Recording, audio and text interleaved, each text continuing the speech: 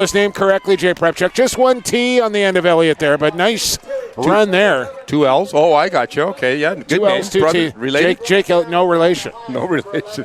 That's exactly what Terry Fox needed. So another miscue on the kickoff return, put the ball on their own 1 yard line, but a great run to start this second drive for the Terry Fox Ravens. Let's hope they can maintain some offense. 29-yard run there for Elliott. He'll get the rock again. No, excuse me. It's, I believe, Ethan Shewan on the carry.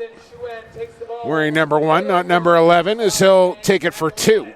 Yeah, Ethan Shewan, a real veteran of this Terry Fox football program. He's played a lot of years with this Ravens team. Unfortunately, had a knee injury. Just come back from this injury in the last month or so, and has really showed his toughness and his grit. But I tell you, I've had a chance to coach Ethan before, and what a great kid and what a real tough kid to get back and playing football this year. Yeah, nothing else here for Terry Fox. Get a couple of first downs, keep the ball moving here. But now Hendrickson on a lateral pitch. And that was a dangerous play there, but it goes for a loss nonetheless. Hayek's getting into the backfield there, and that'll be a loss of about 4. Really difficult to run lateral plays, outside plays, pitch plays against this New West defense. They've just got so much team speed, and of course their outstanding corner, one of the best defensive backs, all-star in the league, Taryn Birdie, and boy, I tell you, it is tough to run against that defense. A lot of team speed in that secondary for the Hayeks. Oh, it's actually more than a loss of 5. Call it about a loss of 7 here, and it's second and long here for Terry Fox. But again, another good run there from Elliott. Gets past the original line of scrimmage.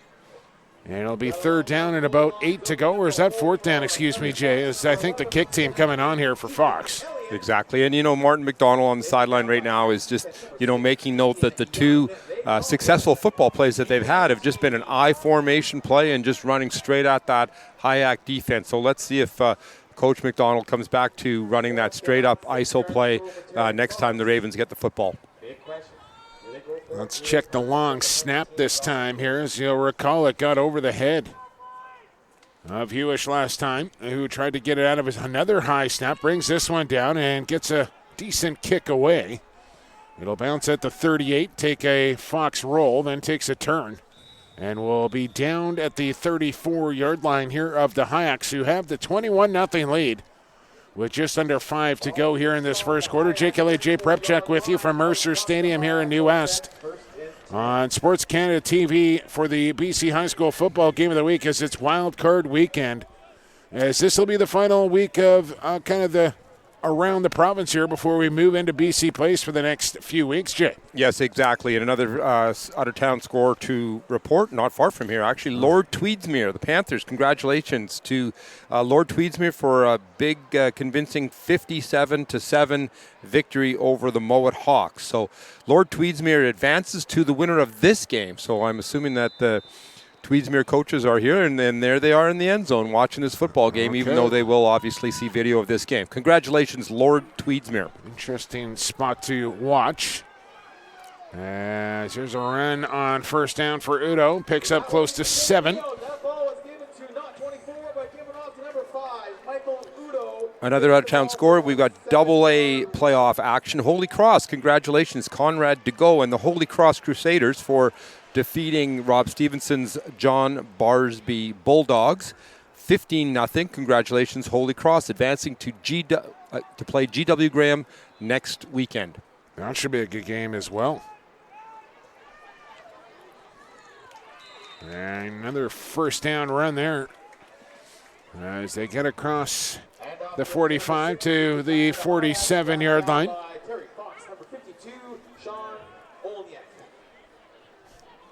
A couple of substitutions here. Terry Fox with a smaller roster. They're trying to get a number of different players into the football game. They've got a couple of juniors that they've dressed tonight. So a young Terry Fox football team that's got to continue to battle hard in this football game. First and 10 here from the right hash for the Hayeks. And flags go flying, whistles go blowing. And I think this is going to be another offside call? No, false start this time on the Hayeks.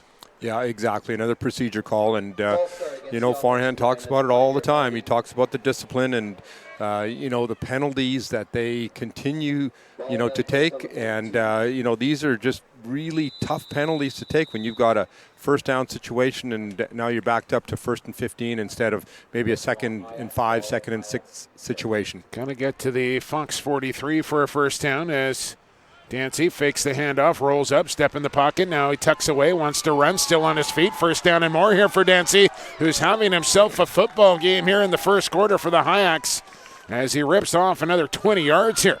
Yeah, exactly. And a play action pass, a little bit of a cross-buck action by New Westminster. Great call on first down to call that bootleg. Andrew McKechnie, the offensive coordinator, does a good job of keeping Terry Fox off balance. Okay, slow down, Jay. You're giving me the cross-buck action bootleg. For our new listeners out there, Jay, break that down a little more. They're not understanding that terminology. Okay, he's got one back that's faking over the left guard, one back that's faking over the right tackle, and then he's going to do a rollout pass and run the football. Good job, Dancy.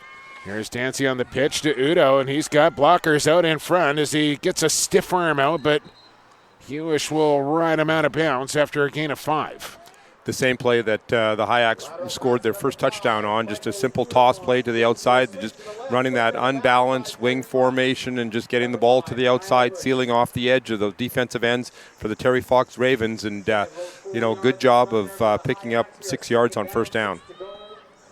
Well, another score here for the Hayaks will be devastating for Terry Fox, who are already down 21, and we're still in the first quarter here. And now what do we got? Maybe this ball not spotted quite right. As an official wants to step in here.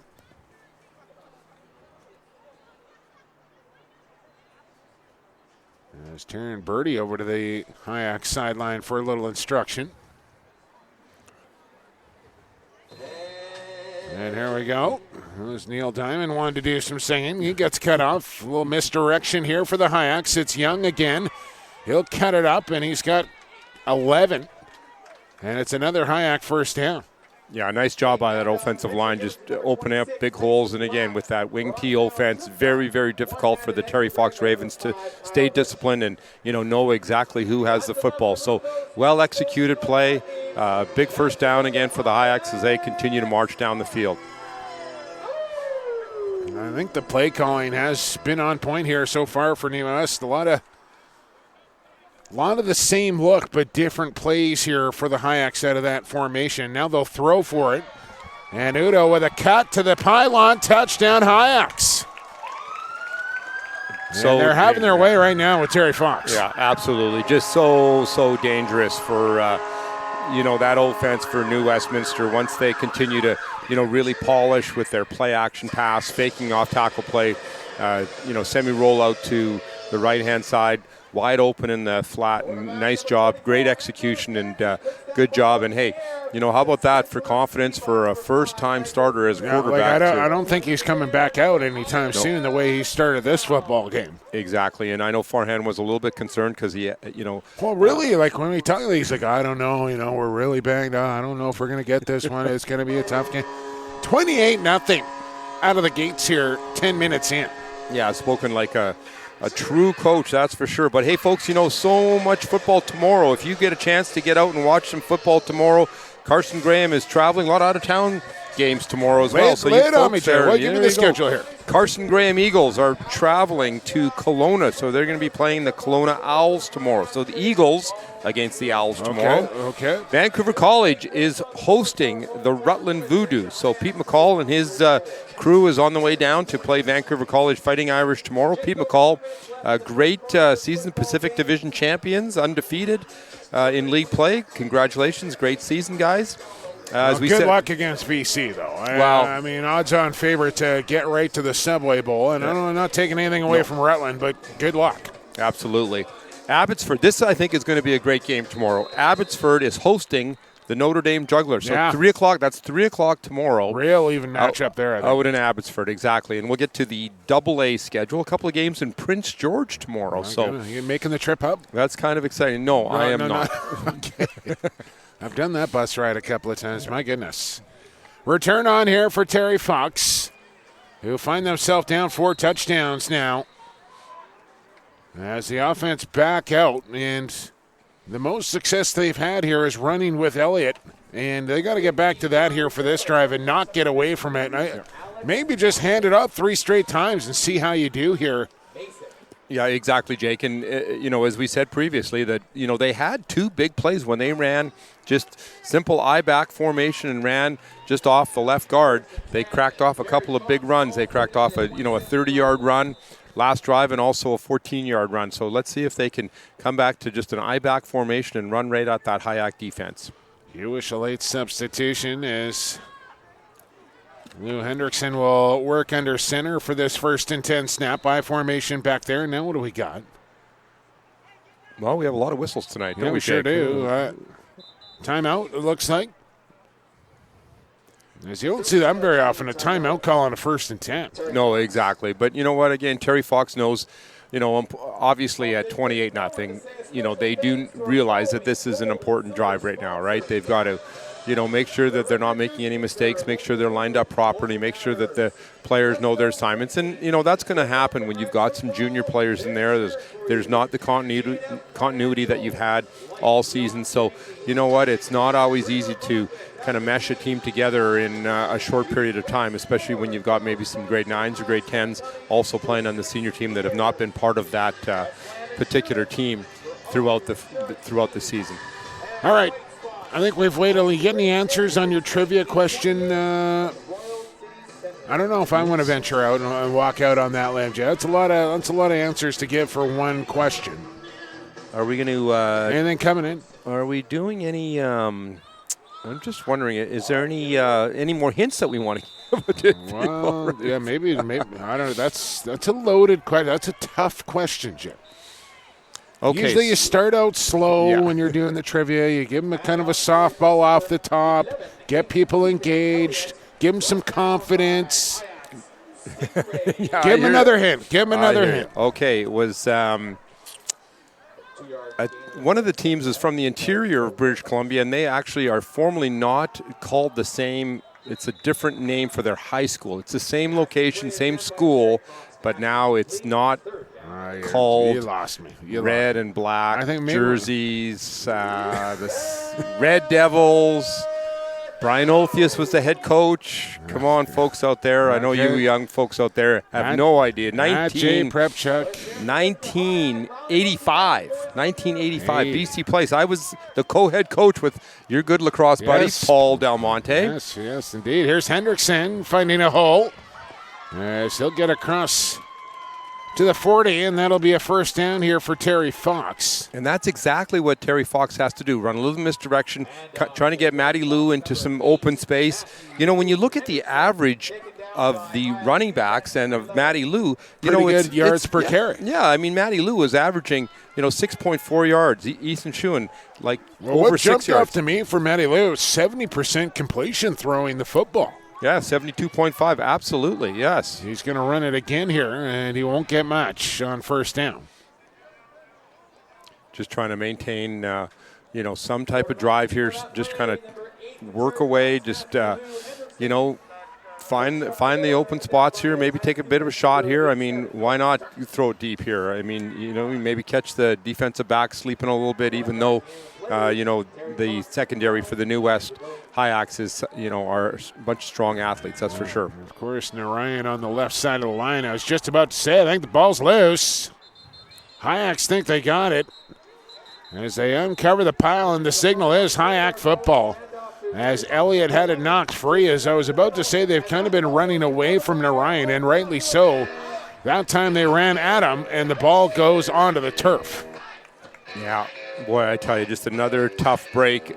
A good seam over the right tackle there. Good seam over the the offensive line for the Terry Fox Ravens did a good job, but again, that swarming defense of the High-Ax did a good job of getting in there and causing that fumble. So turnover here, the 2nd of the game for Terry Fox, will give New Westminster the football at their 43-yard line of the Ravens. Let's see if they go deep on this first play after the turnover. Here they come to the line of scrimmage.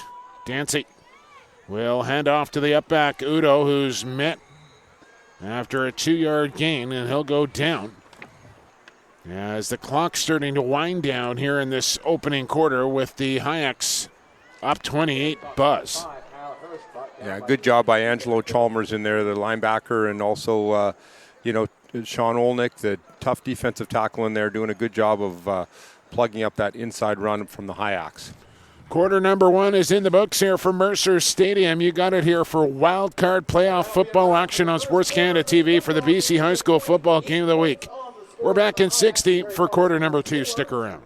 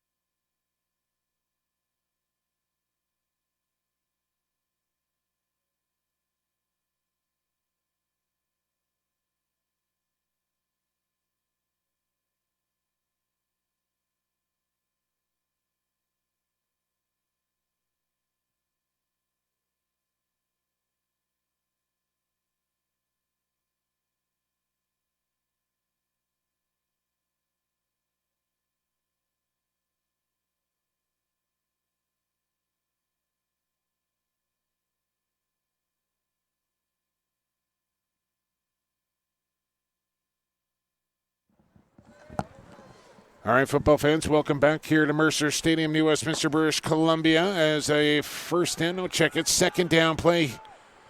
As Udo will spin across for another good 10-yard gain here and another first down for the Hayaks as we begin second quarter action in this wild card playoff football game with the Hayaks leading by 4 touchdowns here, 28-0. As it's Jake Elliott and Jay Prepchuk with you. Anything on your I think you should just give that answer up, Jay, and then let's move on to a new question. Okay, there we go. 1985, Vancouver College lost. Handsworth?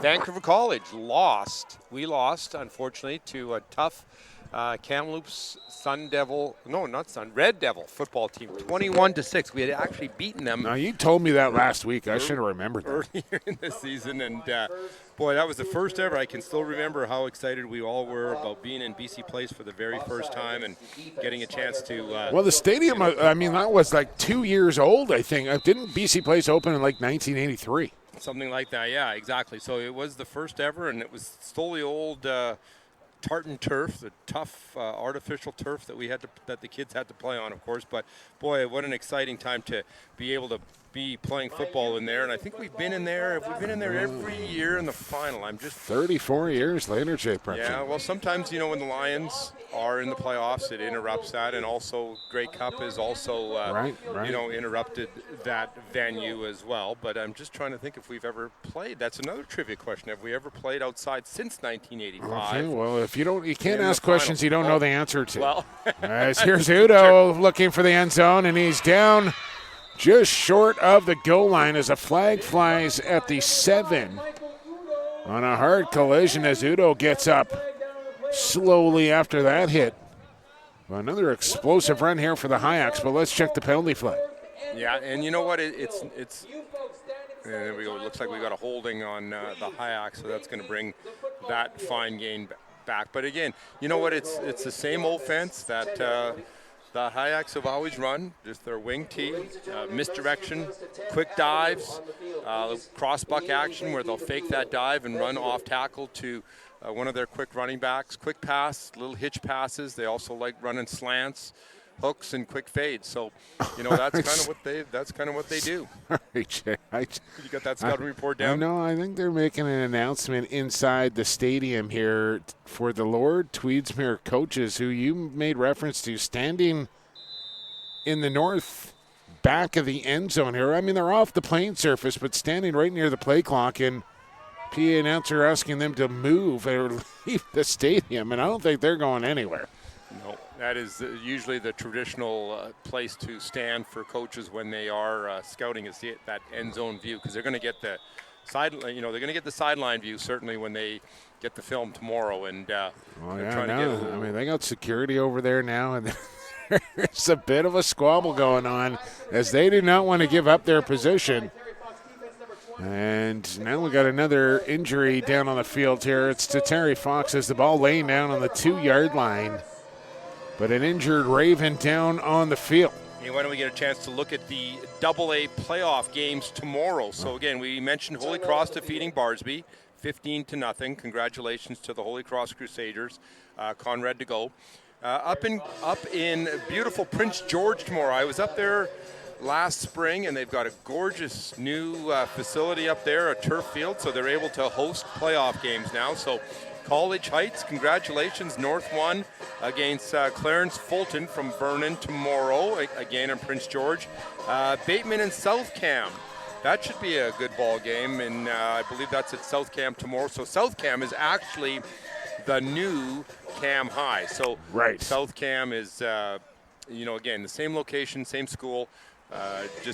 What's up with that? How come they changed? You know what? I'm not sure exactly why they changed this. Realignment, they wanted to start fresh. I'm truthfully not sure, but at Cam High, a lot of those older listeners out there will remember the great teams that Brian Othius had with the Kamloops Red Devils. Here we go, Jay Pripchuk. From the 2-yard line, it is 1st and goal for the Hayaks. As Dancy waiting for the ball to be spun. And now he'll step under center. And he'll hand off, and that's another Hayak touchdown. Into the end zone there was Garcha.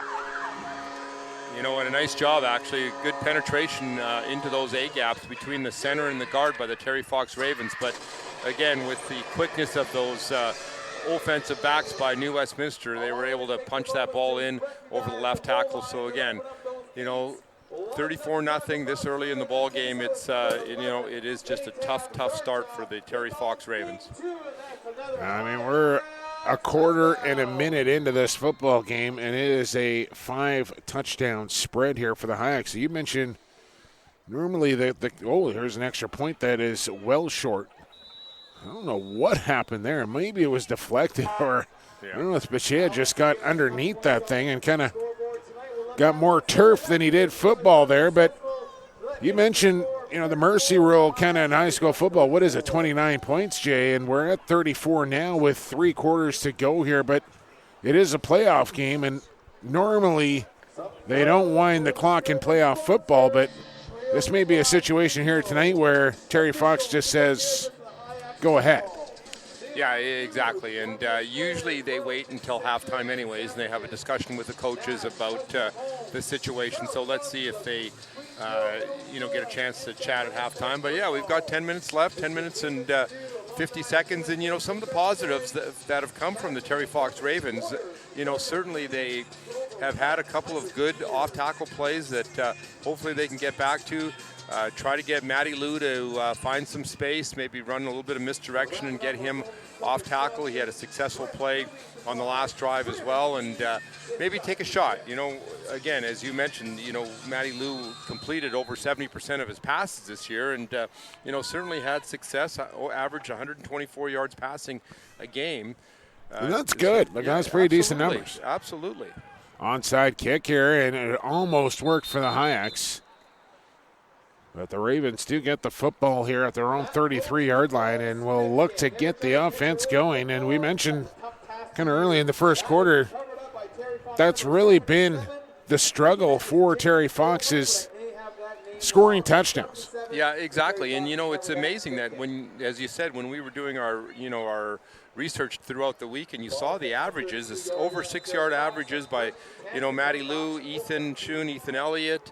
Their leading receiver, again, close to 18 yards per catch. Back to throw. Hendrickson flips one out there, and it's picked off again. Intended for Hewish. And overshot him. And I believe it was Tadasi who went low for that one and got his hands underneath the football for the pick.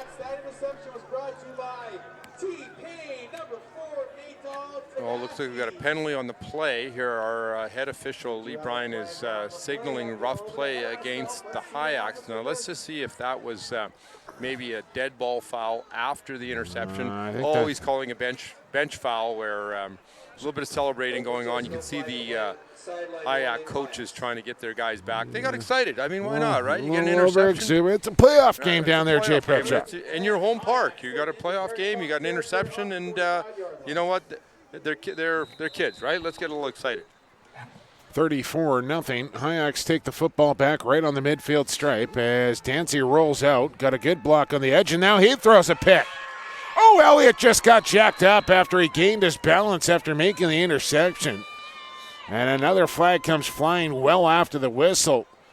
But what a play there from Elliott to pick that one off, but then took a wallop at the end of that play. Yeah, excellent job. Ethan Elliott just reading Dancy's eyes as Dancy was rolling out to the defensive left-hand side. Elliott did a great job of picking that football off. Nice, great catch. And like you said, though, as soon as he tucked that ball in, got his head up, he got popped pretty good. He was kind of doing the windmill, trying to keep his balance, and then got his head up just in time to get smoked.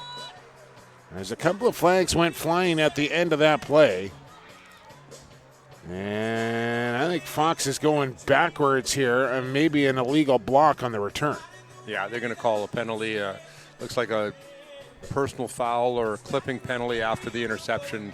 And they're going offset.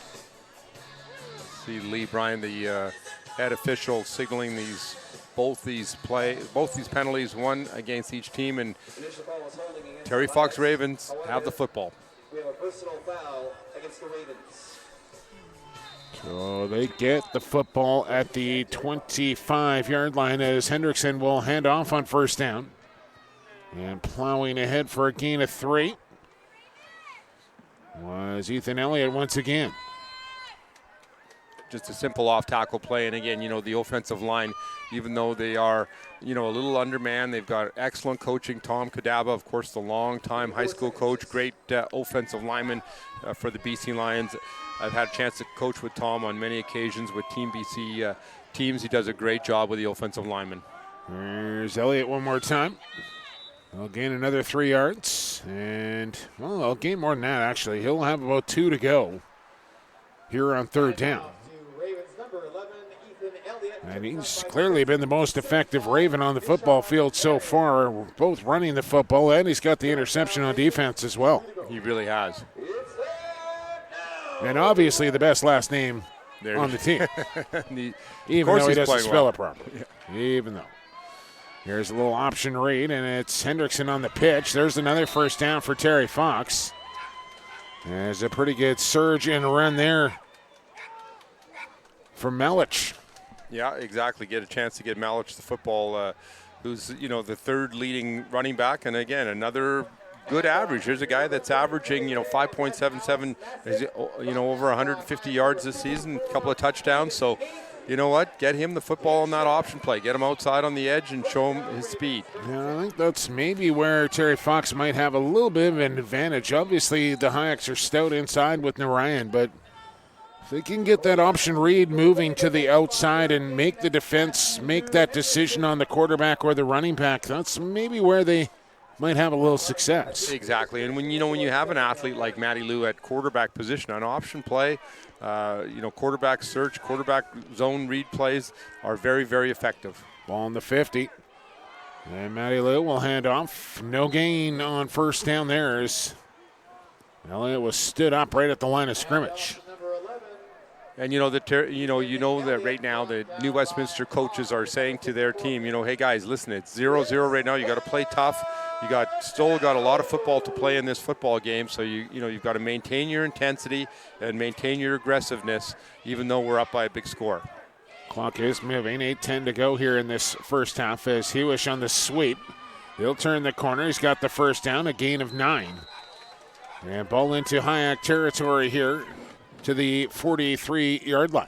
Yeah, a good drive here by the Ravens. Again, marching down the field, already a 35-yard drive, and here they go with a little bit of a hurry-up, a little bit of fire offense to try to catch the new Westminster Hayaks off balance. Up-tempo as Hendrickson in the shotgun now. Almost got the Hayaks to jump, and then he did. Neutral zone infraction here on New West.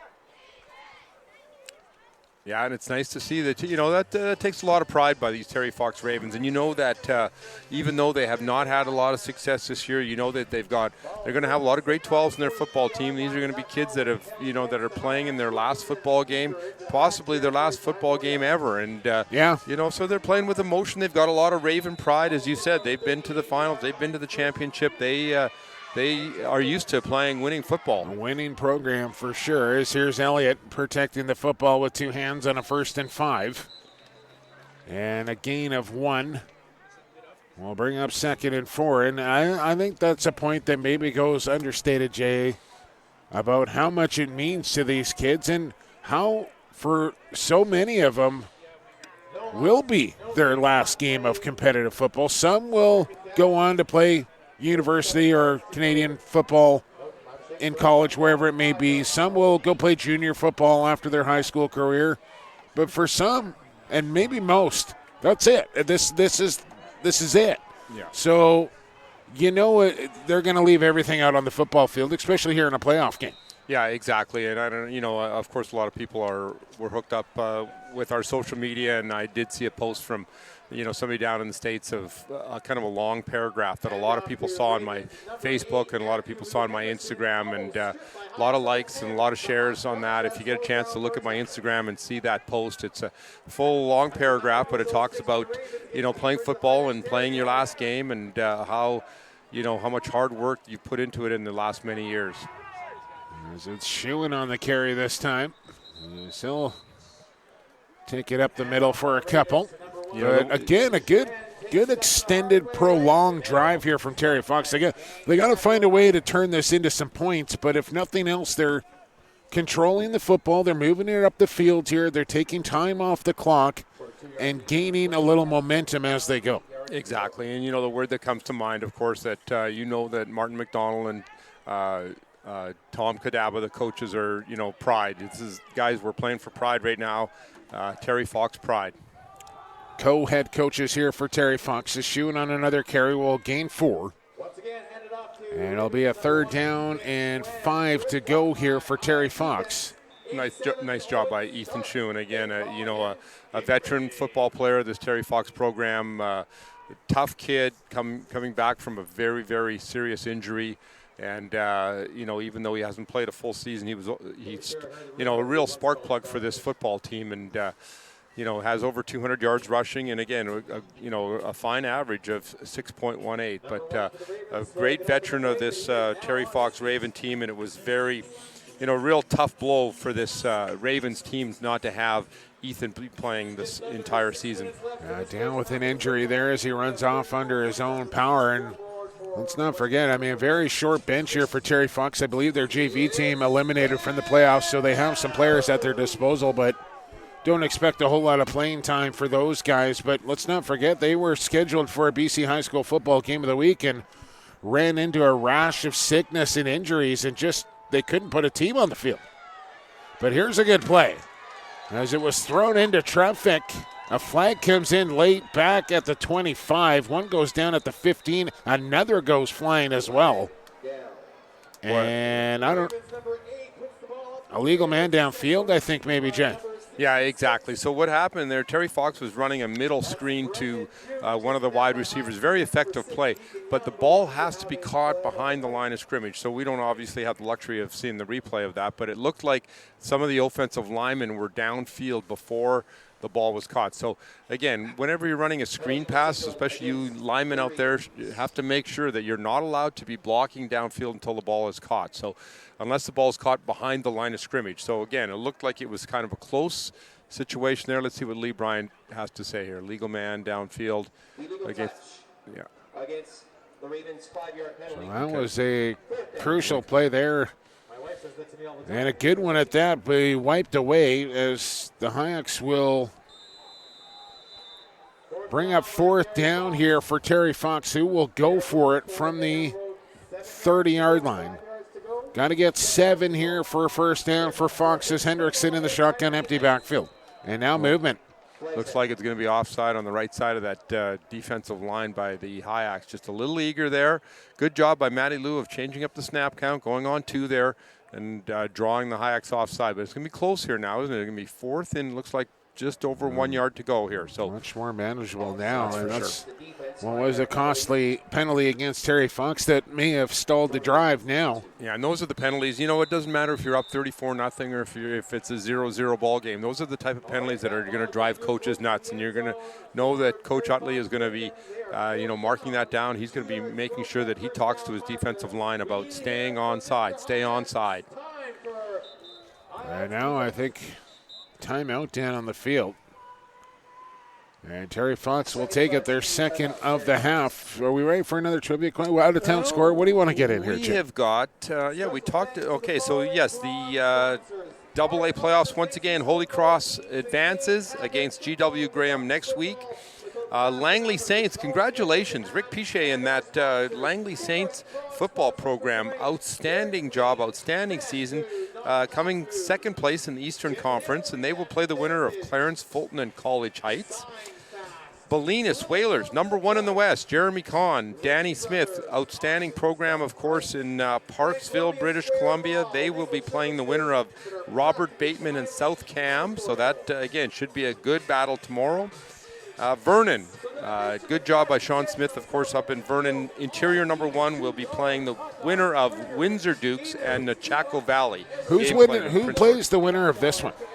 The winner of this one is against those guys sitting in the end zone right now. No, you told me that already. Again, I'm not listening to you, Jim. Nothing new, nothing new. Again, offside. Oh, Coach Utley is not going to be happy here, but let's just see if the Terry Fox Ravens were the ones that moved a little bit early here. Referees big call here. Look, yeah. Oh, boy.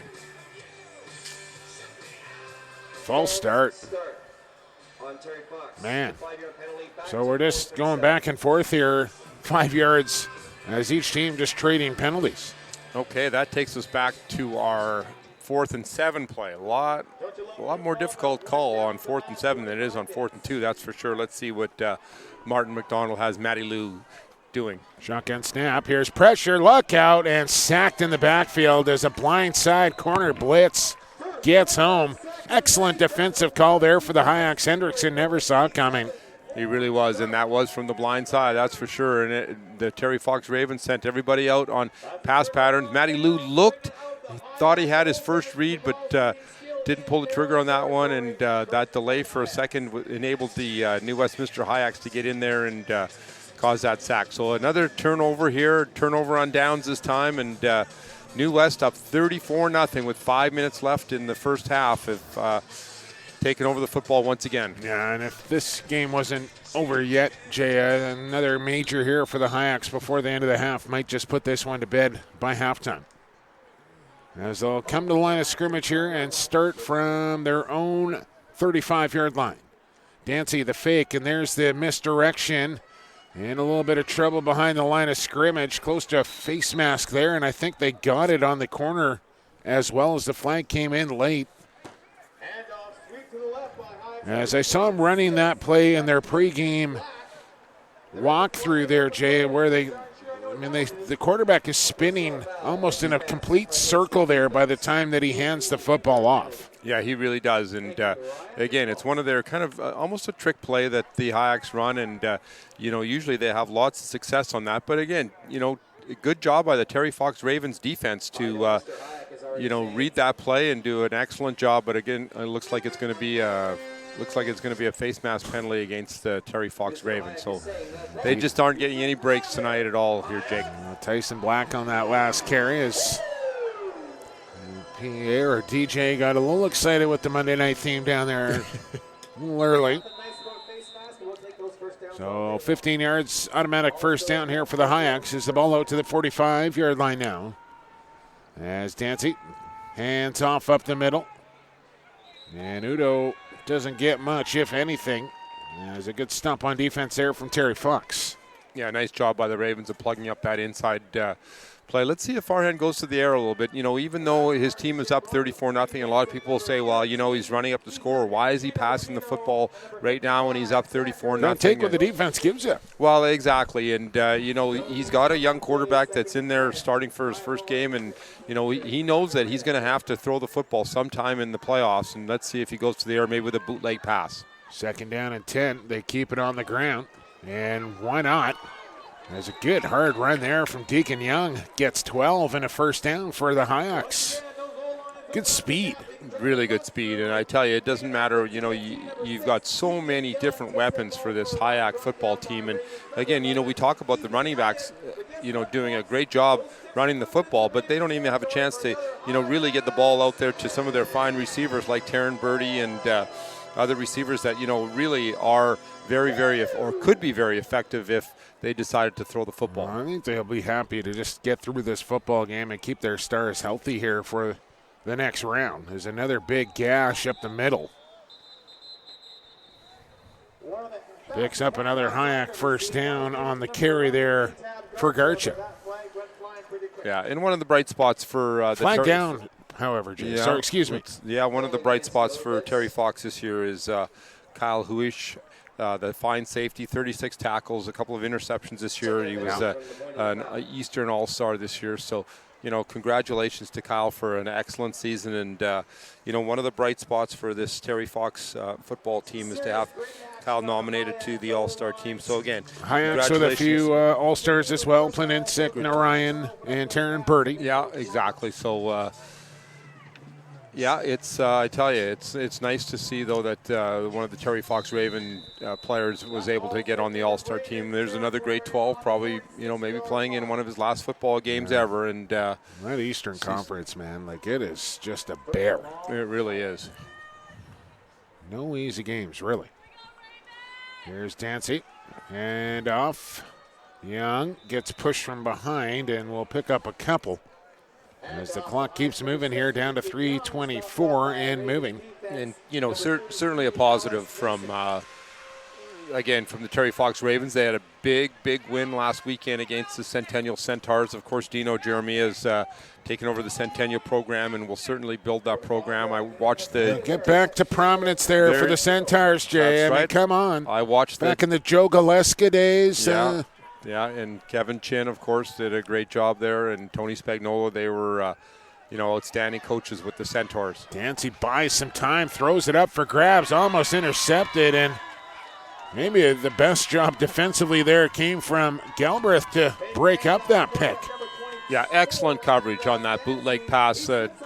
Terry Fox Ravens, again, Tom Kadaba, the defensive coordinator, that he has prepared his football players all week against that bootleg pass, and the Terry Fox Ravens did an excellent job of covering that bootleg pass. And maybe the first questionable decision there from Dancy to try and force that one downfield there a little bit, and I think that was the message from Coach Lalji, just maybe tuck that one away or throw it away and live to play another down. Yeah, exactly. 3rd down and a long 9 here for the Hayaks as they face a little adversity on this drive. And Dancy a fake and another fake, then hands it off. And a huge hole here for a first down for a gain of about 14. As Castelline, who does not get a lot of touches here, goes off for a nice run of close to 15 yards and a Hayak first down. Yeah, a nice job of just, again, play action, or not play action, but, faking a little misdirection play, faking up the middle and getting that ball over the right tackle. And one thing that the new Westminster Hayaks are doing very, very well tonight and have done all season is they really stress the blocking by the wide receivers. They know that they've got a lot of team speed. They know that a lot of their running backs are going to get into the secondary. And we always say that, the first 5 yards are kind of created by a strong offensive line. The next 10 yards are created by the running backs. And anything over, say, 30 yards are great blocks by the wide receivers on the defensive backs. So they'll actually pick up a penalty on that last run, and now it's 3rd and long here. Direct snap to Dancy, and he's cut down after a 6-yard gain, and it'll be 4th down here on the Hayaks. who bring out the kick team here for the first time tonight. And I tell you what, if Hayeks go on to win this game, which it looks like they will, Jay, up 34-0 here as we approach halftime, they'll take on the Lord Tweedsmuir Panthers here in the next round. Two teams that were in the top 5 from Howard Samura at varsityletters.ca. Check out my man Howie's work at varsityletters.ca. Nobody covers high school sports better, especially here for football, than Howard Samura. But two teams that were ranked in the top 5 all regular season long pretty much for the Hayeks and the Panthers. And that could be your really fun matchup a week from tomorrow. Yeah, there's going to be definitely some great matchups in all those games. Again, next week, next Saturday, we'll be at BC Place Stadium. So you know that the executive gets together, the playoff committee gets together, and they get together usually on Sunday morning, and they kind of hash out who's playing where and what time. Where does that go down? Is there like a secret location, Jay, or is it just like a Tim Hortons off the highway? Well, I tell you, it is there is a lot of thought that goes into it, of course, because you've got teams like Mount Doug that are going to be coming down, so you have to accommodate for Mount Doug coming in. A lot goes into it. Exactly. So, usually Mount Doug game will be around 3 o'clock-ish, so the kids can come in on the early boat and get out of there after the game. There'll be teams from the interior that are going to be coming down to play as well. So lots of different variables. You got double A going, triple A going. So 5 games per day for the next, check it out. Safety here for the Hayeks, as Hendrickson couldn't get away from pressure from New West to bring the house and get home. But 16th, 23rd, Subway Bowl on the 30th. And 5 games a day, I think beginning around 10 a.m., then 1 o'clock, 3:30, 5 o'clock, 7:30, the final game coming up this weekend. And we'll have that for the next 3 weeks in a row, all from BC Place. I got double duty going on the 16th. Canadian Bowl, Langley and Saskatoon will play for the Canadian Bowl Championship in junior football, and then I'm going to make my way down to BC Place and call that night game at 7:30. I'm going to miss you, Jake. I'm not sure what I'm going to do without you. You're still going to be there eating the free pizza next door in the media booth. I know you're going to be hanging around. You're not going anywhere. I may not get to call the game with you, but you'll be there. Yeah, and one of the nice things about being in BC Place and being at the playoff games is bring you get a chance these things to see with you, by the way, the hand warmers you got here. And folks, you should know that if you have not been to BC Place seeing a game, they do not turn the heat on. And I tell you, I learned my lesson the hard way in 2017. Yeah, I can tell you that. It's not like there's the 8,000 fans that are usually at a BC Lions game to warm the place up. But you know what? It is chilly in there. There's Birdie on a reverse, and they got something cooking here to the Hayeks up the sideline, cut it back in, and look out. This one's going to the house for a major.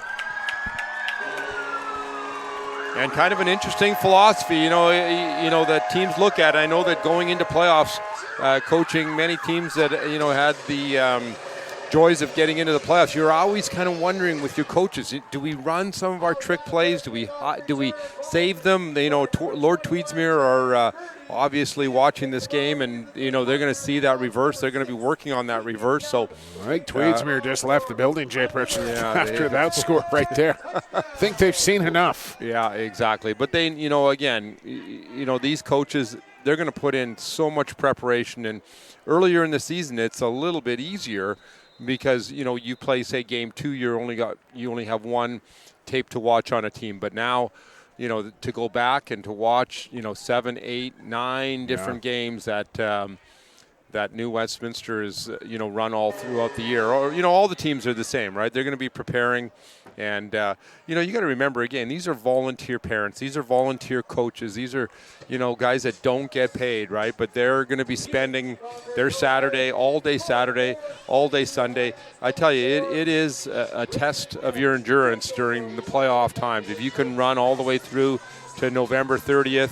The tournament chair, Jamie Rennie and Heather Foster, who just put in an absolute ton of work to get that Subway Bowl and the playoff rounds all going at BC Place and make it all work. It's just, it's incredible the amount of work that goes into it, and it's a cast of 1,000. It really is to make it all happen, and we just do our small little part here on SportsCanada.TV. Yeah, we just get to sit up here and talk about football, which is, I honestly, I wake up some days, Jay, and I just shake my head that I actually get paid to watch sports and talk about it. Like, it's the best job in the world.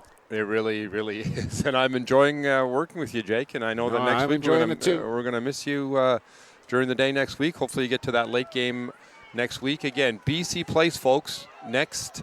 Mark it down on your calendars. It's pretty easy. The next 3 Saturdays. Just, get up in the morning, grab a little breakfast, and then head down to BC Place. Bring a blanket, bring a cushion, and just spend the day watching high school football from morning till night for the next 3 Saturdays in a row. Maybe get out and do a little Christmas shopping. Why not? You can go skip a game, go take a walk down Robson, whatever, come back, watch another one, and maybe go get some dinner, whatever you want to do. There's so many things to do surrounding BC Place. You can't run out of ideas down there, and then you get to watch football as well. Here's Hendrickson dangling the football out as he runs towards the Fox sidelines and goes out of bounds as it's now 42-0 here, Hyax, as we're into the final minute of this opening half.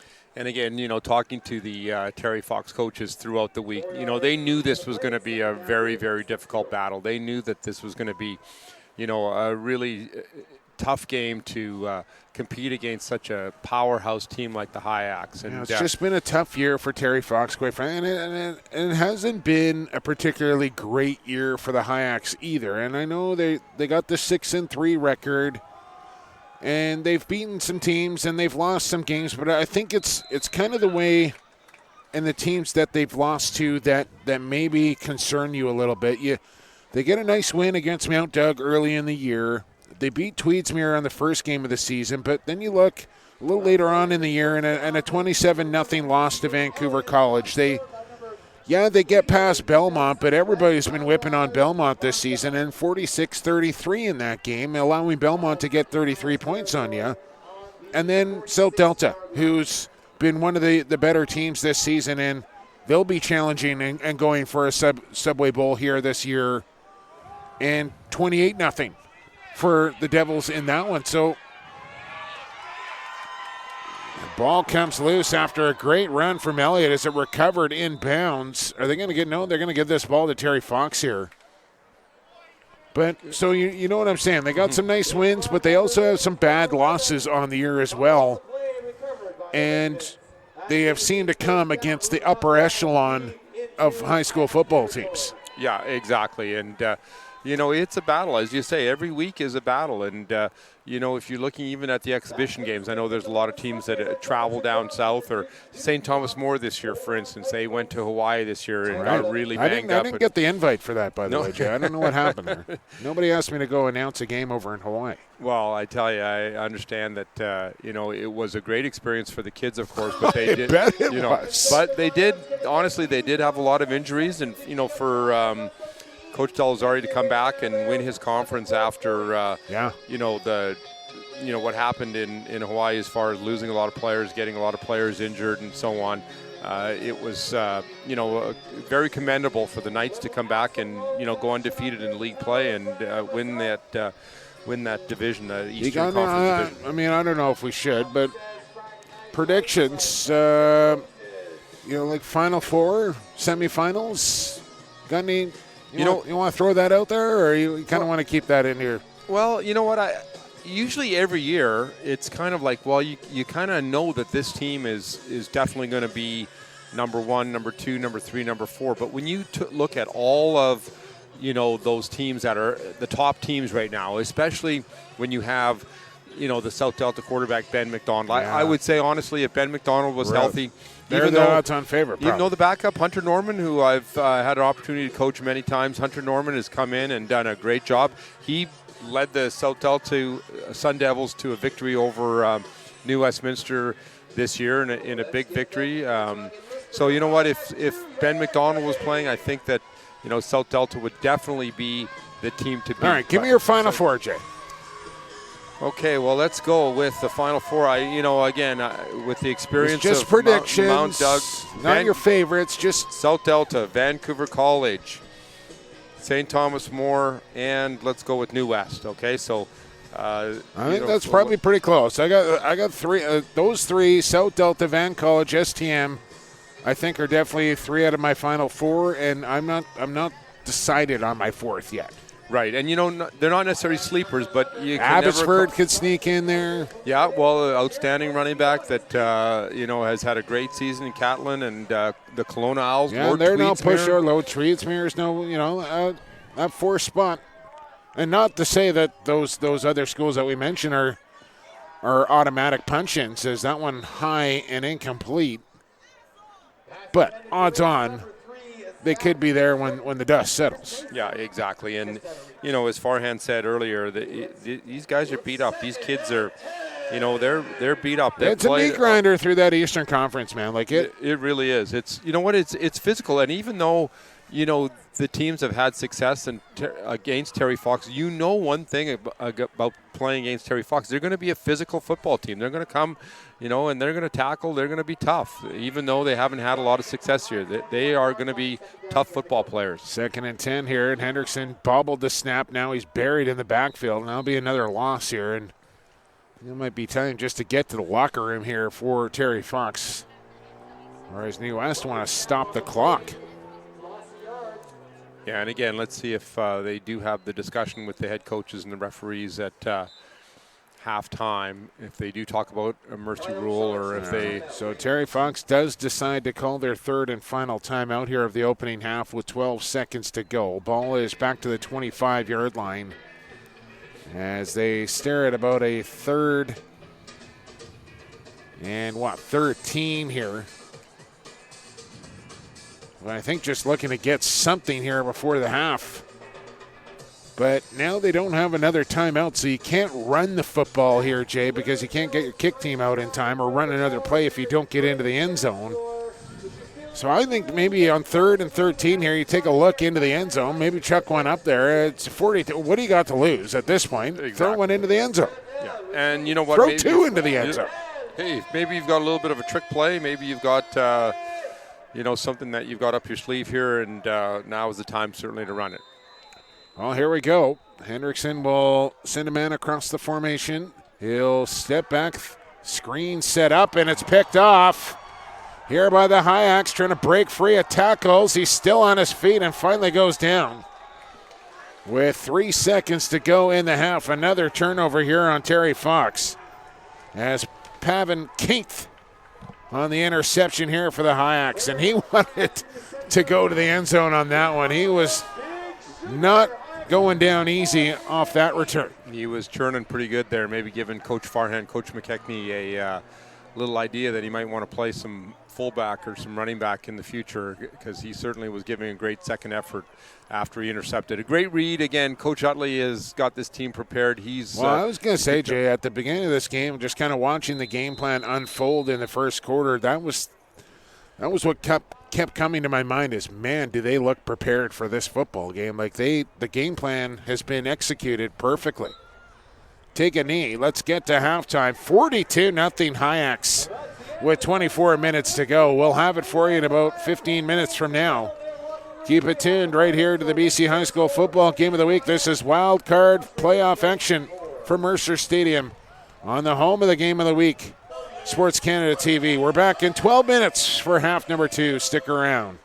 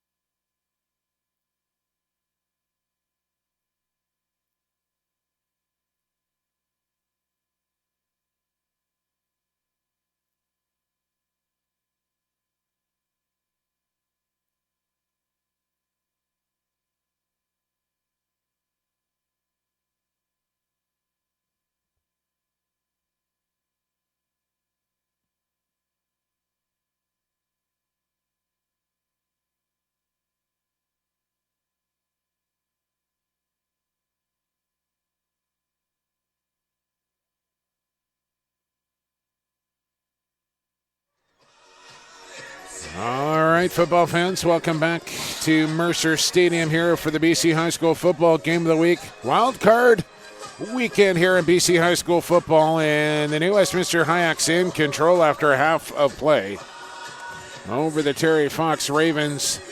All right, DJ, that might be the worst DJ in football down there, Jay Prepchuk. I heard the Macarena. I heard Who Let the Dogs Out. Now they got YMCA going by the Village. Stop it. Just stop dancing up here right now, Jay Prepchuk. I don't know what is going down in the DJ booth, but I know he's probably a volunteer, but I might consider just, Donald Trump, you're fired. You're fired. Come on. Is he going to be at BC Place next week? I surely hope not. In the end zone where the Lions guys usually is. Probably a better, Crazy Peas. Probably a better DJ than I am. All right, second half, kick it off. Let's play some football. We're underway. We do not know if we're going to go running time here in the second half or not. We will find out shortly enough. There's a decent return there from Terry Fox. Out was Chris Menson. Hey, nice job by the Terry Fox Ravens to start the second half. A little middle return. Did a good job catching the ball in the air, not letting the ball hit the turf like they had on previous kickoffs. And, hey, nice job by the Terry Fox Ravens getting a nice gain there on the first play of the second half. So ball out to the 37-yard line here to start this drive for Fox, says Matty Lou. Hands off. And picking his way through the defense for a couple yards. I believe that was Hewish on the carry. Well, gain about 2 as All-Stars announced in all the conferences, Jay Prepchuk. I don't know if you want to take turns reading this off or not here, but in a 42-0 scoreline, we got some time to get these in. You want to throw another trivia question out before we move along, or do you got any more? Are you good on those? Yeah, let me think. Okay. I should be able to pull one out soon. There's Hendrickson on the quarterback keeper. Not much. And somebody lost a mouth guard down there. I believe it was Dancy. So, it's a tough situation, certainly, for coaches on both sides of the football. When you're up 42-0, what does Martin McDonald, what does Tom Kadaba say to his players at halftime? I mean, it's going to be tough. And we're going to play, it's Terry Fox pride. They've got a lot of pride in this program. They've had so much success over the years, and that's exactly what they're talking to their players about. And, Terry Fox has come out and actually had a very, very inspirational start to this second half. They get another couple there on third down. Bring up fourth down and 3. Maybe we'll wait for this fourth down play. What are they going to do here? 3 yards to go. Ball is on the 45-yard line. Really nothing to save it for now. Down 42. You got to roll the dice and go for it here. And that's what Terry Fox will do from the left hash. Yeah, exactly. And we still don't know whether we're playing running time or not because we've had 3 straight runs for not a first down, and the clock will obviously keep moving. No, they did not keep the clock running after the kickoff. So they did. It looks like it's still going to be regulation time, stop time in the playoffs, which they usually do. So no mercy rule.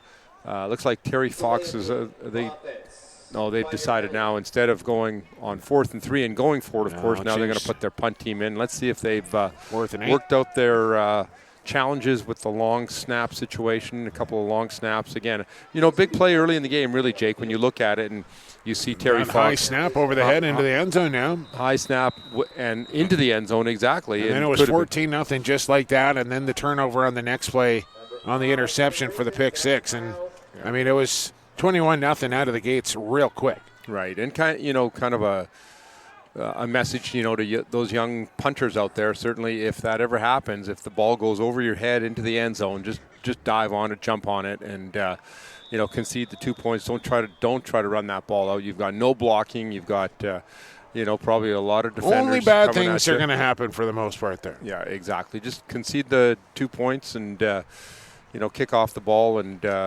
gain some field position off that. So, no running clock here in the second half yet anyway. As let's get you the Western Conference MVPs on offense here. Quarterback Ben McDonald, your MVP from South Delta. Lucas Granger. Running backs Deshaun Johnson and Vincenzo Nardulli. Receivers are Ethan Troniak and Evan Patterson, along with Kevan Pashandi and Joe Lucas. Offensive linemen Simon Smith, Matt Onstead, Jackson McEwen, Pavan Kainth, and Josh Soon. And, talking about All-Stars, it's something new with BC High School football. On November the 28th, November 30th, championship Saturday, they are going to have their first ever All-Star game. So they've got those players that you've just mentioned, Jake, are going to be coming together on the Friday previous, the Thursday and Friday previous. You've got many university football coaches that are going to be here and coaching those players, and they're going to be obviously recruiting at the same time, similar to the model that they do back east in Ontario. And again, kudos to the BC High School football executive for organizing this fine event. I'm excited about it. I know that the coaches around Canada are excited to get out to Vancouver and be able to see all the fine talent. Of course, the players playing in the championship AA and AAA games won't be playing in that All-Star game. Of course. But, the coaches obviously will be able to get a chance to see them, later on after the All-Star game. So, again, that's going to be kind of squeezed in between the junior final and the AA championship. Probably somewhere, I would estimate, somewhere around 1:30-ish. Again, all that information, BC High School website. Check that website out on Sunday for next week's action, the quarterfinal action in BC Place. So Peyton Myers into the game here for the Hayaks to start this second half, and a completion there. Good for a Hayak first down. And another big run coming here for another 10 yards and another New Westminster first down. Yeah, nice job by Peyton Myers to get that ball out quickly. That was one of the things that Farhan talked to me about. He said that, that's one thing that they really have to do in their passing game. They have to get the ball out of the quarterback's hands a little bit quicker. Make those decisions a little bit quicker. Get that ball out quickly so they can get those dangerous receivers to catch the ball and be able to run after the catch. Defensive MVP in the Western Conference, Jason Soriano, the safety from Vancouver College. Yeah. Defensive line, Vashon Narayan right here from the Hayaks. As it's a 1st and 10 here for the Hayaks now. And another run will pick up close to 5. Other defensive all-stars here. Ryan Hassau, Anthony Bolanos, Sterling May, Matt Hoag, Cole Bunting, Bennett. Now I see why you want me to read these off, Jay Bertrand. Now I see. Bennett. I printed them. Still in. Robert Lutman, Kajan Johnson, Kai Harris, Taryn Birdie, and Riley Burfalo, all all-stars here for the Western Conference. I'll let you do the East here next. As a keeper here for Myers buying some time, and now he's going to be wrapped up and slammed down to the turf as Terry Fox gets a sack. Yeah, and a much-needed one at that. Absolutely. There's been a lot of bright points. You can't really tell when you watch some of these plays. You can't really tell that the score is 42-0. And, again, a lot of pride by these Ravens to come out and still continue to play hard. And, at halftime, again, those coaches, had talked to the players about that. And it's also really difficult, for Farhan, Andrew McKechnie, Clint Utley, and the coaching staff for the New Westminster Hayaks to also continue to motivate their players. And, they come out usually with the starting offense and, try to get a good drive going to start the second half. Well, counter trap. Big hole here for Young. And he runs it all the way inside the 15 down to the 12-yard line. And another New Westminster first down. As that misdirection trap play there has been working nicely for this Hayak offense all evening long here against Terry Fox.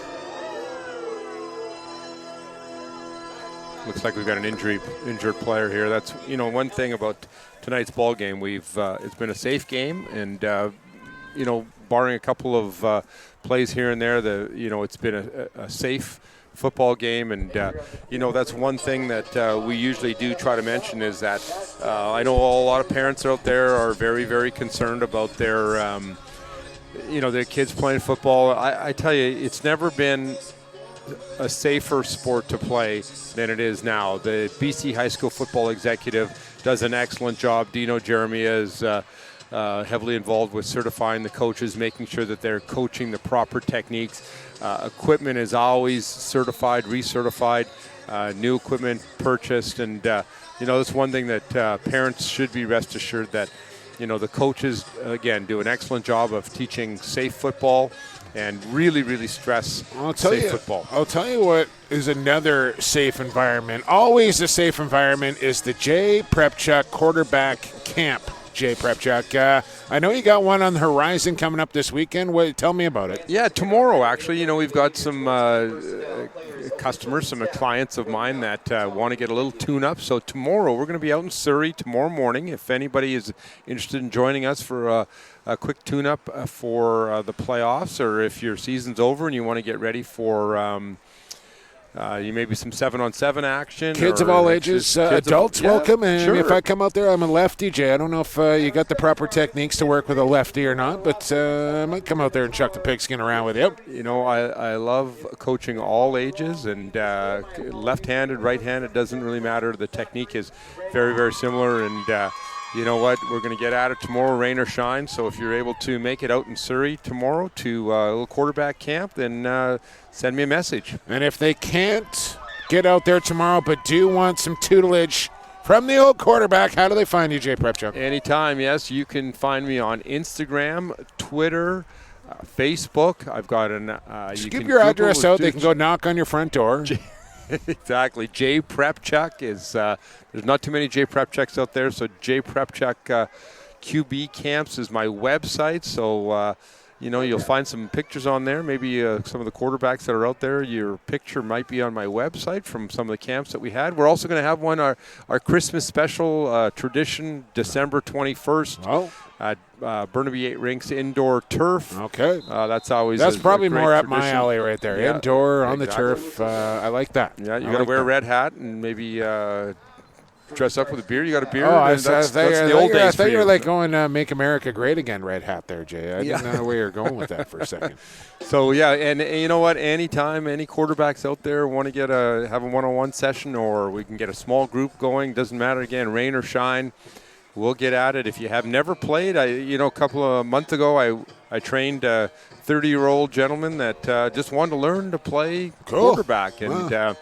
It's exciting to do that. I've also, spent a lot of time with adults before movies. They say, hey, Jay, we got to get this guy ready to be in a movie shoot. So that's good. That was an exciting. Anybody super famous or anything? Or? Well, it was the Arnold Schwarzenegger movie, The Sixth Day, from years ago. Again, probably before a lot of these our listeners or players certainly were born. But we had the Sixth Day with Arnold.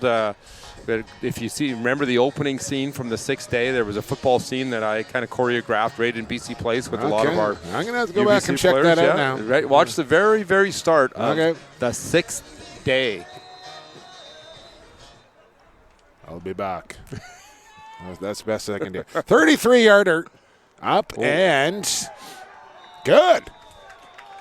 Had a couple of missed extra point attempts here for Bechea, but banks that one through from 33. Yeah, exactly. And you know what? Hey, getting into the playoffs, and as we mentioned, New Westminster is going to be playing Lord Tweedsmuir next year. I think we can safely say that New Westminster is going to win this. I'd be willing to football game. Throw the farm down on that one at Harris Casino, wherever it may be, Jay, on the Hayeks getting past Terry Fox here tonight.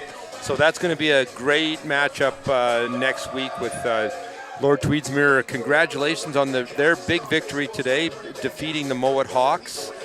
57-7 for Lord Tweedsmuir over Mowat again. Congratulations to Mount Doug, Mark Townsend, and the Mount Doug Rams defeated Seaquam, the Seaquam Seahawks, 42-12.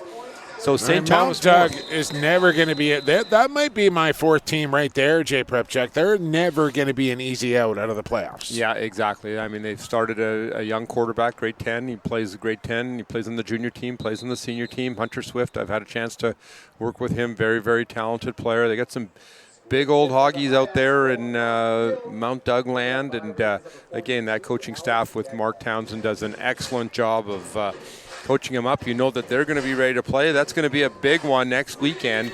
Again, in BC plays St. Thomas More Knights, the East Division. So number STM 1 against Mount Doug. How about that for? Oh, baby! Start? That's juicy. That's a juicy game right there. Yeah, and we've got again the New West looking like they're going to be playing Lord Tweedsmuir. Quarterfinal matchups next weekend. Abbotsford and Notre Dame tomorrow at 3 o'clock, and the winner plays South Delta. Quarterback keep here for Hendrickson. As the teams, I think, looking to kind of keep the clock moving here, although they haven't agreed to running time. I think getting out of this one, I think injury-free is probably paramount for New West, and I think if Terry Fox can get out of here without surrendering any more points, they'll be happy with that. Yeah, exactly. And, one thing about that New West defense that is a trademark of Coach Utley's teams is you're gonna see on every tackle there's going to be 6, 7, 8 right there. Look at that, 4 or 5 players in there gang tackling, swarming to the football. Again, very, very aggressive defense on the part of the New Westminster Hyaks. That was Tristan Comia. So I would assume younger brother of Brett, former running back here for the Hyaks. Good call on that one, Jake. Yeah, and certainly, with the talent that the New Westminster Hyaks have at the defensive back position, very difficult to, if you're going to play against the Hyaks, you hopefully have some success running the ball, because if you get in second and third and long situations, it's going to be very difficult to, attack that defense led by Taryn Birdie. 3rd and 5 there, and they don't gain any more, as it'll be 4th down, and here comes the punt team once again for Terry Fox. And there's not a lot of reserves over there on that Terry Fox bench either, and a lot of these guys are playing on both sides of the football here tonight. Yeah, exactly. And just a tough year for Terry Fox, but this program, that's not going to be acceptable. They're not going to be satisfied, and they'll turn this thing around, and next year they'll be back stronger than ever, I'm sure. Well, that's exactly what Martin told me earlier in the week. He said, we're going to bounce back, and we're going to get our kids weight training. We're going to get our kids working out, and, they're just not used to being in a situation like that. But you know what? A lot of positives, again, from this Terry Fox Ravens. They got a good group of juniors coming up. They've got the excellent coaching. They're going to get back to a powerhouse program, in the upcoming year. So, again, tough year for them, and boy, I tell you, I know what it's like to go from a top team in your conference and a top team in your league to have struggles. But some of the positives, they defeated Mission, they defeated Centennial last week in that. Sorry about that, Jake, but they did defeat. I'm over it. Defeating Centennial last week, and big rivalry game. There is a program that needs to return to prominence. Yeah, right there. And they will. They certainly will. I saw their juniors play yesterday. Their JVs defeated Carson Graham. Yeah, and I watched that game, and I tell you, talk about talent, talk about team speed. They have got some football players on that young Centaurs team. So Dino Jeremiah is going to do a great job with that football program, and look for big things to come out of that Centaurs program in the next many years. Lots of positives happening, and one of the things, a lot of the Coquitlam kids that have played minor football coming all the way through played together, and they're going to continue to play for those Centaurs. They've had a lot of success as younger players, and they're going to return to having successful that breeds programs. success at the when you have success younger. Usually, if you keep those core groups together, they continue to have success as they get older and graduate into the higher levels. So that's usually the same thing in lacrosse. You see when teams have real good success at a young age, and those kind of groups, they come up together and stay together, and they just continue to win and win at each level that they get to. Yeah, exactly. And, one of the keys, too, that I think is important for parents and players to understand is, playing multiple sports, right? You're going to see a lot of sports, a lot of coaches that I think selfishly tell their players in certain sports that, you're just going to play this sport. You're going to play this sport, and you're going to do it 12 months out of the year, and you're not allowed to play any other sports. But if you look at the statistics, if you look at the players in the CFL, if you look at the players that are playing in the National Football League, you will find that probably, a good chunk, up to over 80-90% of those players are multiple sport athletes, right? Not just playing football, but they're going to play football. I remember in my days in high school, football ended. The next Monday we're back. We're on the basketball court, right? Yeah. Basketball ends, and I literally growing up. I mean, my dad was a teacher at Centennial, so I was hanging around. Like he coached track and field and football and basketball. So I literally tried everything coming up as a kid. And I had my favorites and some that I didn't like so much, but I tried everything. Right, and you know what? That's excellent. I know as a university coach myself, one of the questions that we often ask players is, what other sports do you have? I remember even grade 12 after my football season, they came SFU when they gave me a scholarship. They came and watched me play basketball. Yeah, why not? I mean, I like volleyball, wrestling, basketball, all of it. Soccer when I was young, and then they did baseball. I couldn't get enough. And you just don't know. And it doesn't make you any worse at one sport because you're trying another. And even you look at some of these high school kids that are just excellent 2-sport or even 3-sport athletes as well. Yeah, exactly. And you know what? There's lots of sports out there that you can play. And that is the great thing about playing football, right? Is that, you know what? I don't know any high school football program that's going to cut kids. No. In BC, right? If you come out and you want to dedicate and commit yourself to playing football, which is probably one of the most, I mean, certainly basketball, volleyball, the high school sports, especially at most the senior popular level. Exactly. You know what? There is a huge time commitment, but for football, it certainly is. If you want to come out and play a sport. It's the ultimate team sport as well. It really is, right? I mean, you're going to look at the different playing football. You're playing offense, you're playing defense, you're relying on your buddy all the time, right? It's all 11 men on the field have to execute for you to run a successful play. Special teams. There's always going to be a spot for you somewhere. Coaches here in BC now, they will find a spot for you if you just want to come out and dedicate yourself. But again, it's a huge commitment. And, once the season ends, the players take a little bit of time off, but they get back in the weight room. And, to be successful in football, you really have to do some off-season training. You can play basketball. You can play football. I remember in my senior year at Simon Fraser University, Jay Triano, who of course everybody remembers is one of the greatest basketball players to play in Canada. Jay Triano played football in his senior year. He came out and played football. I got a chance to throw him a couple of passes, and you know what? It made him. He told me. He said it made him a tougher basketball player, and of course he went on and had great success and broke all those records at Simon Fraser University. But I think back to another Simon Fraser legend in Stan Stewartson, who coached the basketball team up there for the Clan and of course, had a big impact on this HIAC program as well in his days with New Westminster Senior Secondary. Exactly. So, you know what? Young players out there, don't feel that you just have to isolate yourself. And, when you mentioned track and field, that is one sport, again, that – you know what? You don't have to be a superstar. You get out there and train, run, and it's going to improve you. It's going to improve yourself as an athlete. I was more of a shot put discus guy, Jay. I wasn't doing too much running on the track or high jumping or long jumping.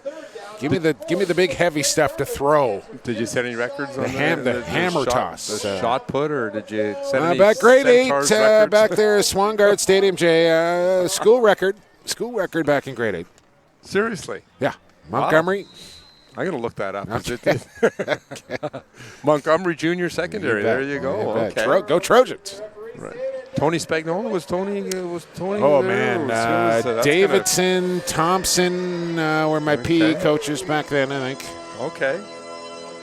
Well, if you were one of Jake Elliott's teachers or coaches back there. Yes, I'm sure. I'm sure there's some stories, some snapshots available there. Send us a message. 36 minutes down, 12 to go here from Mercer Stadium, and a high pass almost intercepted as it falls incomplete. HIAC's obviously in control here, Jay, and I think we've moved into running time now off the incompletion. The clock continues to run here at 45-0. Yeah, it looks like the coaches, again, it's the coaches that have to agree to And why New West would say no to that, and why Terry Fox would say no to that is beyond me. Finally they decided to both say yes here. Yeah, certainly. And if it's a league game or even an exhibition game, it is playoffs. I get it. We can see that. Certainly you want to get your players. I mean, when you think of it, your players work hard all week. Again, we've talked about the commitment and the time that you have to put in as a football player. So these players right now. So Friday night they might have a rundown tomorrow, but I'm sure that they're going to meet up on Sunday and go through the game film of this game. A chance here for the Hawks, in a playoff game to get some grade 10s, some grade 11s into the game, get them some playoff experience. They're not going to play next week against a better Tweedsmuir team here. But again, like you just mentioned, they practice hard all week against the first teamers, and now this is their payoff time for all that hard work that they've put in. Yeah, exactly. And you know what? The starters see that as well, and they talk about that throughout the week. That, hey guys, let's play for these second and third string guys. Let's try to get some of these third string guys a chance to get into these football games. And you know what? That's why, like you said, it's a team sport, and it's tough sometimes when you are a second-string player and you don't get a chance to play much. Maybe you're on the kickoff team. Maybe you're on the kickoff return team, and you got to kind of show your stuff through special teams. And if you get a chance to play in a ball game like this, it might be your last chance to play because, as you said, next week is going to be a real battle as New Westminster is going to be playing Lord Tweedsmuir. Yeah, you want to run down matchups here one more time for me. High-Axe versus Panthers. You got Mount Doug against STM. That's two of the quarterfinals. Exactly. And tomorrow in Kelowna, Carson Graham is on the way up to Kelowna right now. Congratulations to Coach Brady, the head coach of Carson Graham, and a new addition to the Brady family. A new baby in the Brady bunch, Jay. Brady family. What a time to have a baby 3 days before a playoff game in Kelowna. So I know the team has traveled up on the bus, and Coach Brady has the luxury of flying up tomorrow. I was going to say he better have a very, very understanding. Most football wives get it, right? That's dicey, though. A new baby, playoff football game. You better have a real understanding wife. It's not number one either, right? That's number two. Okay, so exactly. that makes the leash a little bit longer as well. Exactly. So tomorrow, Carson Graham Eagles against the Kelowna Owls in Kelowna. That's going to be a good ball game. Who you picking? Who you got, Jay Prep Shop? Boy, hometown Kelowna is going to be tough. You put me in a tough spot here because I get. It's 45-0 here, Jay, and we need things to talk about, and I like nothing better than putting you on the hot seat. No predictions from this guy. Nate Boschman is an outstanding quarter. Was the All-Star, the Eastern All-Star at the quarterback position. I've had a chance to coach him. Outstanding athlete. And Chris Cartwright has done an excellent job of turning that program around up in Kelowna, and got a lot of outstanding coaches on his staff, and very, very supportive school, great facilities out there, and he's got a great junior team coming up so really strong grade 11s. So, and actually Carson Graham with Lucas Granger. So you've got two all-star quarterbacks going at it. Lucas Granger, of course, the all-star quarterback. So who are you picking? Hometown. I'm going to go with the hometown. Kelowna I asked you 3 times. You finally got me. Okay, Kelowna, Carson Graham in the third quarterfinal. Fourth one, Vancouver College and Rutland. So again, as we said, Rutland. It's going to be a So battle then it's the winner of Van College against Rutland against the winner of Kelowna and Carson. Exactly. Okay. So there's your quarterfinal matchup. So again, we'll know that by tomorrow night, and Tweedsmuir against New Westminster next week. That could be an early game. I could see that maybe being an early game, one of the early games, or the late game, because it is going to be such a an excellent You'll game. be down there all day. I'll be there for the 7:30 game. We don't know if we're calling that one together or not. We're waiting for our friend Heather to kind of come out with the final schedule here for the final 3 weeks leading up to Subway Bowl Saturday, November the 30th. Yeah, exactly. And, you kind of know that Mount Doug is probably going to be playing that midday game, that 2 o'clock, 3 o'clock game, as we mentioned before, catching the ferry and getting over in time for the game. And hopefully it's not windy or the ferries aren't canceled or any Don't even talk like that, Jay. Disasters like that. So anyways, we've got that St. Thomas More and Mount Doug game is going to be That's probably the game of the 4 as far as the quarterfinals go. Like, a good team is going to be out. Yeah, exactly. Oh, yeah, one of the top teams is definitely going to be out. So, that's again, a tough matchup. Folks, BC Place, next 3 Saturdays in a row. Make sure you put that in your planner, and pretty easy to remember, pretty simple. Just get down to BC Place, dress warmly. As we mentioned, it is cold in there. They will have the roof closed, I'm sure, but it will be cold in there. So dress warm. I think last year they actually had the heat on last year. And in 2017 they definitely didn't, but I think last year they had it on. Well, that's a But change. don't take the risk. Just plan for it. Always overdress. Always easier to cool off than it is to warm up. Exactly. And, double A action as well. Holy Cross, congratulations. Holy Cross defeated John Barsby. Holy Cross Crusaders will be playing the G.W. Graham. And I'm trying to think of the young running back Grizzlies that for Holy Cross that is an absolute star standout in both basketball and right. Oh, he's got a tricky last name. Yeah, it'll come to us. Obukwue. Man, okay. I don't want to butcher it, but look forward to him running and gunning because he is ultra dynamic. He'll for sure be an all-star. Yeah, exactly. So, again, that's going to be the matchup next week with Holy Cross and G.W. Graham Grizzlies. So the Chilliwack program that has done an excellent job out there. We're out there for a game of the week against the Langley Saints in Chilliwack a few weeks ago. And one of maybe it might have been the game of the week so far this season. Yeah, exactly. That was a fine game. Unfortunately, I had to miss that game. But we also have Clarence Fulton tomorrow up in Prince George to play against College Heights. So congratulations to all those Prince George teams that have developed some excellent programs. The winner of Clarence Fulton College Heights will be playing Langley. And again, congratulations to the Saints for an excellent season. Bateman against South Cam. So Robert Bateman up at South Cam.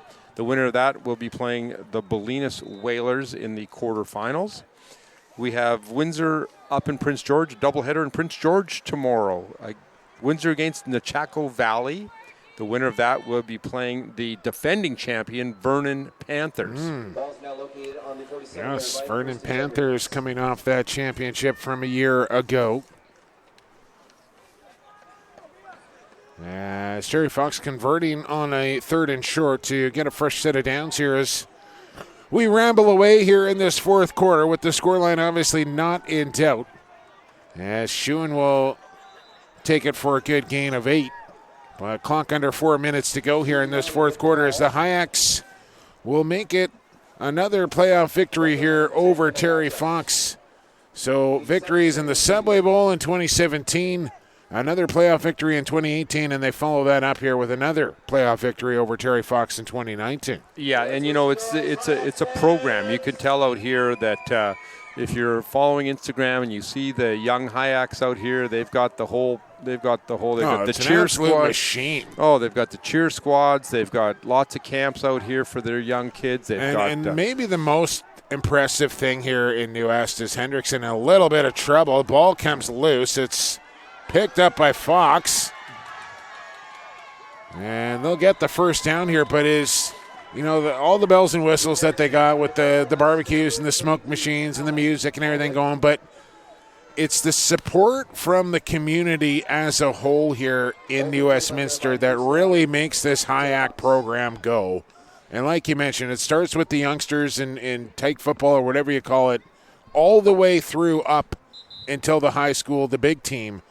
But you see the field just lined with sponsors here, and the support from the community here in New West for the HIACs is unmatched in high school football. Yeah, and, put that together with a fantastic facility here, of course, yes. Right? I mean, we talked last week about Vancouver College, and as I was mentioning the great facility at O'Hagan Park and saying, probably the best facility. The other facility, of course, that comes to mind is picturesque. Is this field here. And no, tonight and what this construction has done around this area as well, it's going to be just phenomenal. Yeah, for those that don't know, there's a beautiful brand new high school being built here in the south end zone, and that's going to be be, you know what, as a football coach, when I look at that construction, I'm going to say that's going to be an excellent spot to film end zone coverage. So we're going to be able to get a camera on. You can bet Farhan Loji's got one center, second floor there. Maybe a little, maybe he's got the double wide office going. I'm sure in the architecture there, those plans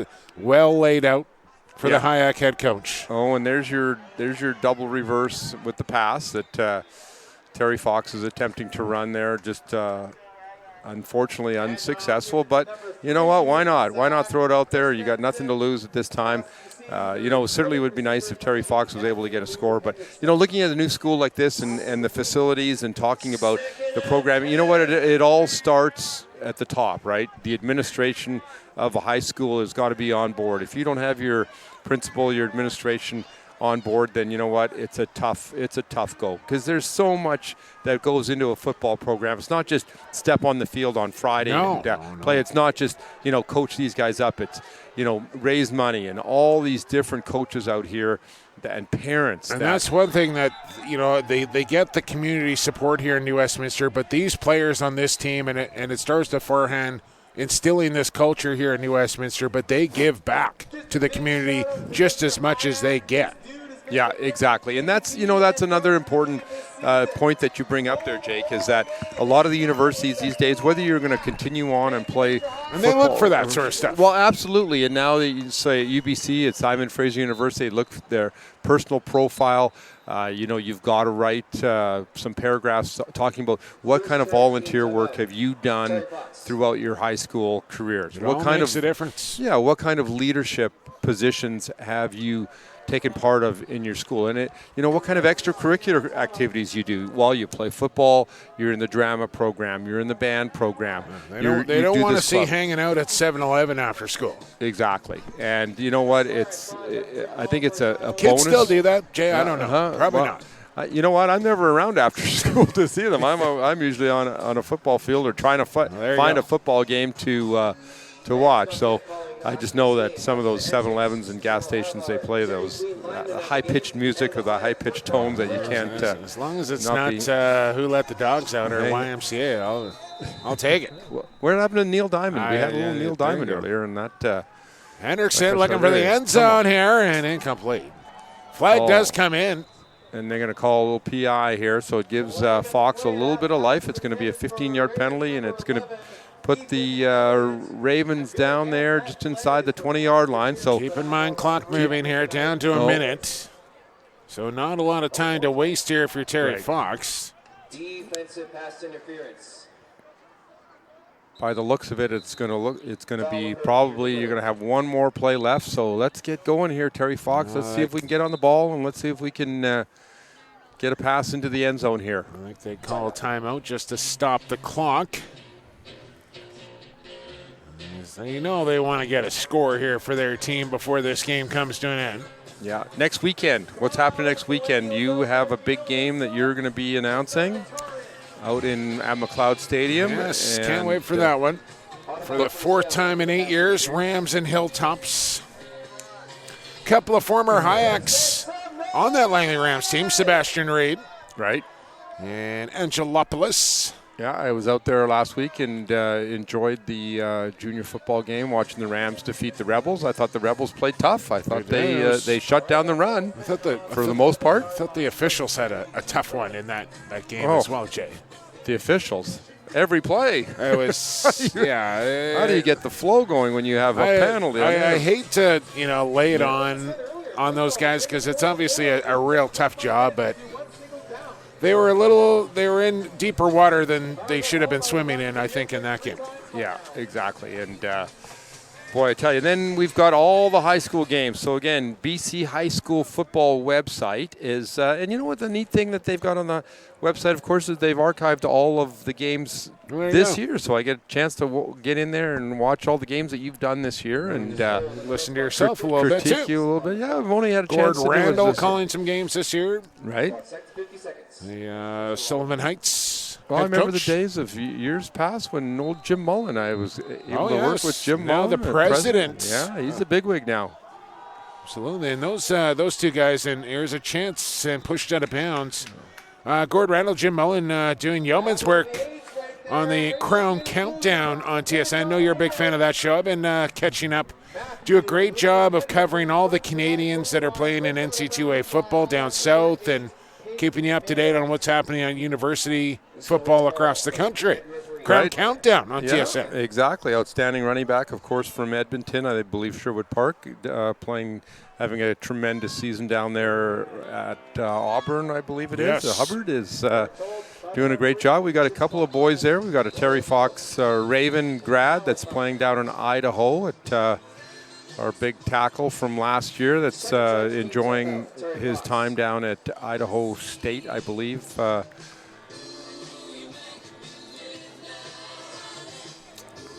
I think final timeout here for Terry Fox with 19 seconds to go as they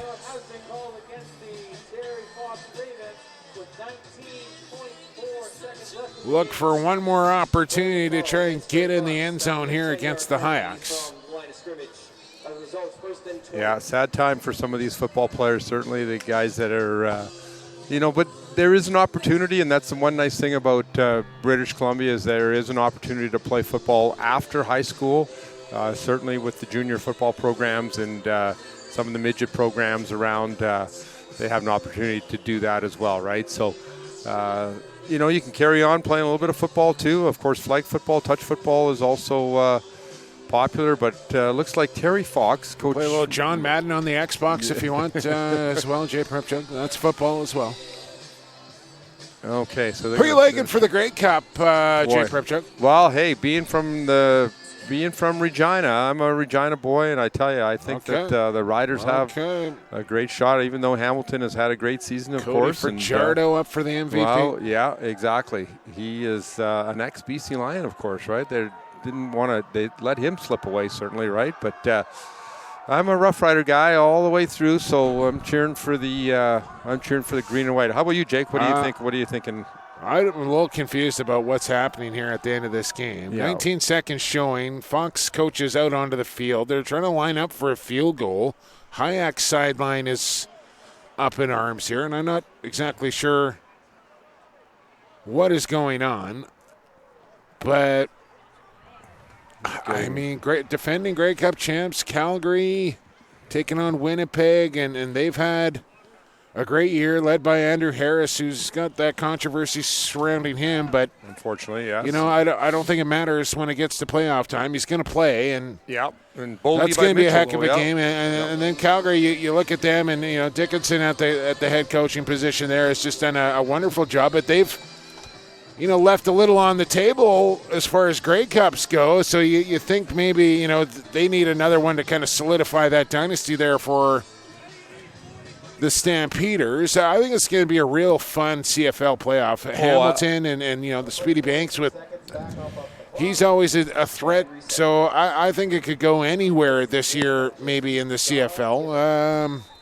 Just before we go, one more play here to come. 43 seconds for Terry Fox.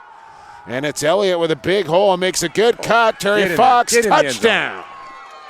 There you go, Fox. Nice job, Ravens. Way to go after all that. So the Ravens will get the one last thing I wanted to bring up with you, Jay, is Devon Claybrooks. Yes. One and done with BC, and tough year, obviously, for the Lions. But I don't know if I expected a one and done, but Ed Hervey, obviously, going in a different direction and hearing maybe it's in a direction of a couple of former Eskimos that could be next in line for the head coaching job in British Columbia. Yeah, or certainly people with heritage from Edmonton, and you look at Hugh Campbell, Rick Campbell, Rick Campbell, of Jason course. Moss. Yeah, exactly. So my money's on Rick Campbell, and I would hope that think that they're going to Mark Washington's another name that I heard. Might be a guy up for Jay Prepchuk on the short list, maybe? It's not going to happen. My ship has sailed in that category, but we will see, and hopefully we'll know the BC Lions are going to bounce back. Mike Riley, Brian Burnham, fantastic players that they have. Some talent there, they'll be back. No question about it. Speaking of talent, the Hayaks 2017 champs are back into the quarterfinals as they'll take on the Lord Tweedsmuir Panthers next weekend at BC Place as they take out Terry Fox. Convincingly, a 45-6 final for New Westminster. So that'll do it here for us. Our next stop down at BC Place next weekend, right here on SportsCanada.TV, as the two teams will shake hands to end this one. Once again, your final score: New Westminster, the Hayaks 45, Terry Fox, the Ravens 6, and that'll wrap it up here. Cameraman, I can't remember your name, but Mike, our cameraman. For Jay Prepchuk, I've been Jake Elliott for the Gridiron and Pigskin. We'll talk to you from BC Place next weekend for quarterfinal action in BC High School football. Thanks for joining us. Have a good night, everybody. And that's it. Good night.